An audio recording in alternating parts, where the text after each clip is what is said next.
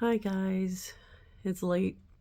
I'm tired, but you know what? I don't think the Lord's gonna let me go to sleep until I make this video, send this message out. It's very important. I asked the Lord to speak to me today very clearly on a walk I was taking in just absolute solitude by myself. I'd even, taken a walk with my daughter because she wanted to walk with me, and then I'd come back around and dropped her off at home and then went on another walk because you ever just know when the Lord's trying to speak to you and you just need to clear away all distraction.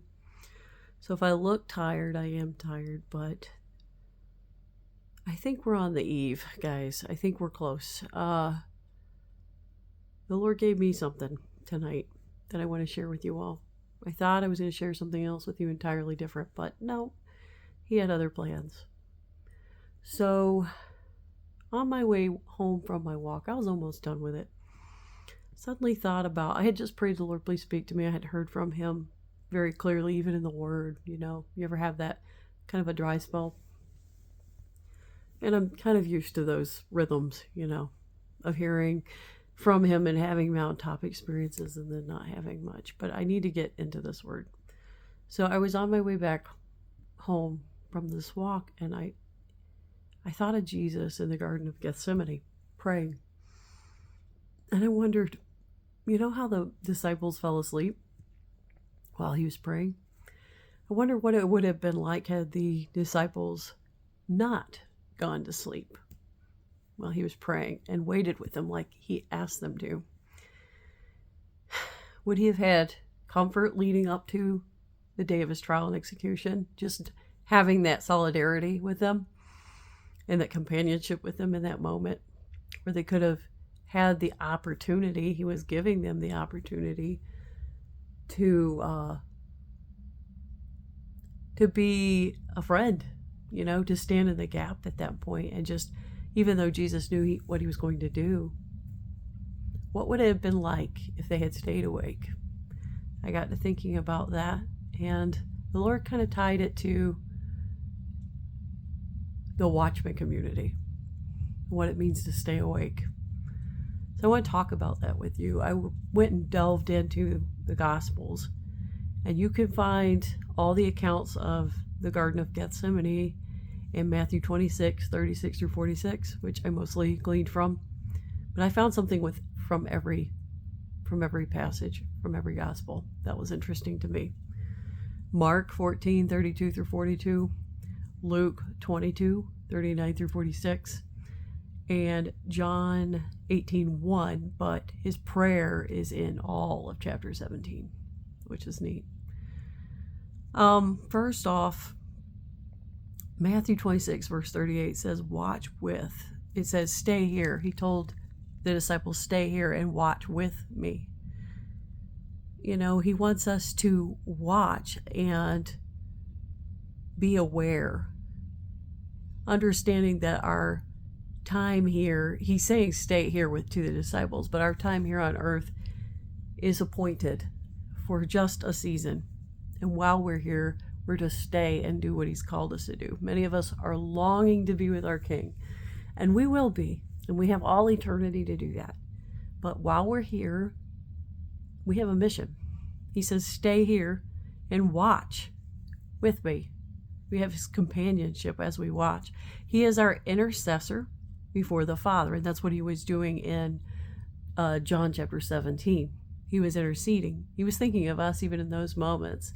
He was talking about his unity with God when he was praying, but our unity with him as well, and therefore with the Father. So he is our intercessor. He goes before the throne of God for us.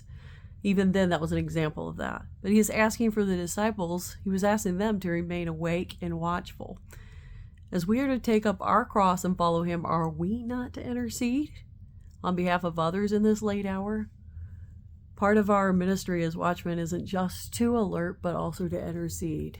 And I'll get into that, how prayer plays a part in these final moments.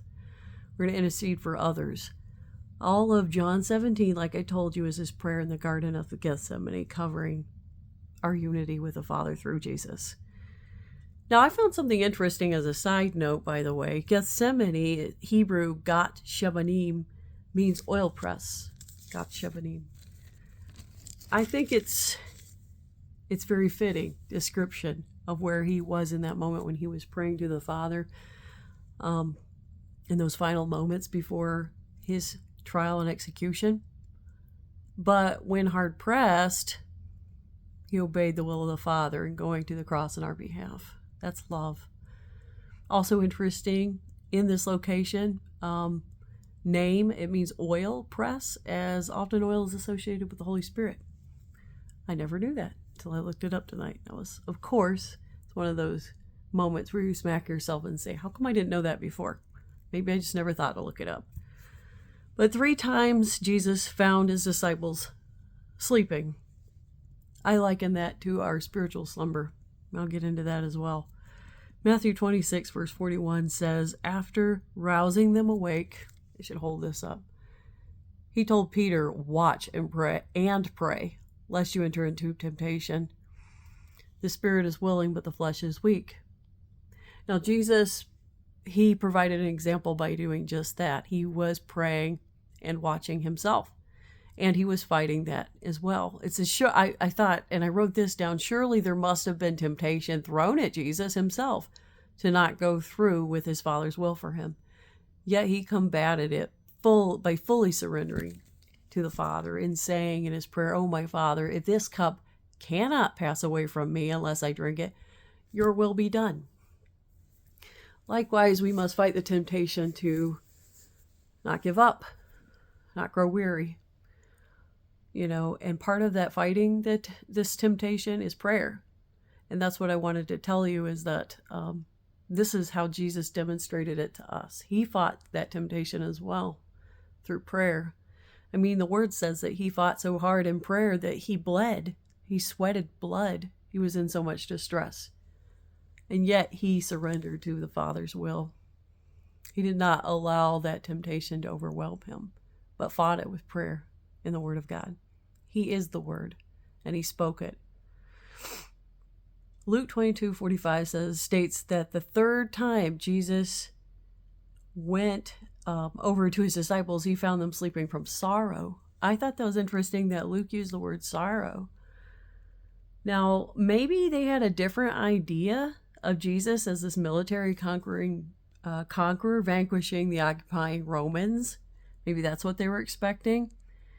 And from their land, and this realization that this was not his plan for victory was starting to dawn on them, perhaps, and sorrow was setting in.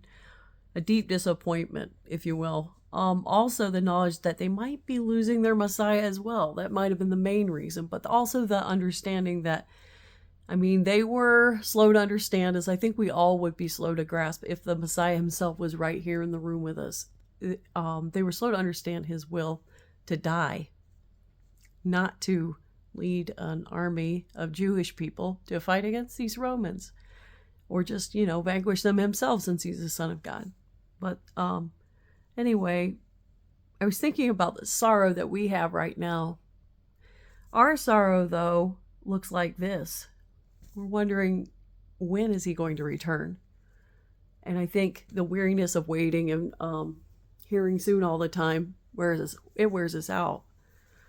Also, just witnessing evil days increasing, enemy attacks increasing, unsaved family, friends, knowing that the rapture's coming, knowing that parents will be parted with children. These are all things that cause us sorrow and can cause us to go to sleep with sorrow. In this sense, I think of going to sleep as almost like giving up or just being discouraged, and it describes their eyes as being heavy. And I think about how it's so tempting to fall asleep sometimes and your eyes are heavy, like right now for me. I think it's kind of funny. I should just go ahead and tousle my hair up and really look exhausted as I feel. But this is so fitting for this message that I just was like, whatever. I look tired because I am tired, and I happen to be talking about being tired as a tired watchman. But just as Jesus asked his disciples in Matthew 26:45, are you still sleeping and resting? Behold, The hour is at hand. I know a lot of you are not sleeping. A lot of you are not resting, but you're tired. My only suggestion would be to rest in Him. Don't fall asleep, though. Do not give up. This is a charge to all watchmen. Man your posts, watch, and pray. By doing so, resisting the temptation to give up or to be lulled to sleep by discouragement, life's cares, or even exhaustion. Sound the alarm, for the King is coming, and the fourth watch of the night is almost over. I love you all. This was specifically a call to watchmen all over the place who are tired, weary of sounding the alarm and not getting much of a response from other people. Listen, God sees what you're doing. God knows what you're doing. You will be rewarded greatly in heaven, and you will be surprised to find out how many seeds you are sowing. Don't give up. Don't give in. Press in. And be willing to be pressed, just as Jesus was in the garden. He was pressed. He was hard pressed on every side. He wasn't abandoned. In the short term, yes, the Father had to turn his face away from Jesus so that he could accomplish his will at the cross. But for his sake, or for our sake, though, he did it. So we would never, ever be forsaken. You know, I'm comforted because even when I am sleepy, Psalm 121:1 says, "He who watches over Israel neither sleeps nor slumbers." You know, we're grafted in, so there are some promises that I can say, yes, those are for Israel. But I do know one thing. That right there is a truth that we can all hold on to. He never sleeps nor slumbers. He sees all that's happening, and nothing is going unnoticed by him. I love you all. I hope you have a good night. Get some rest. And I will try to do the same. Maranatha. Listen, the fourth watch of the night. That's the watch, by the way, that I get the most dreams. That watch is almost over. We don't know what hour he's coming. We don't know what day he's coming, but we were promised we'd see the day approaching. And we can all agree we see it approaching. I'll talk to you later and have a wonderful night. Maranatha.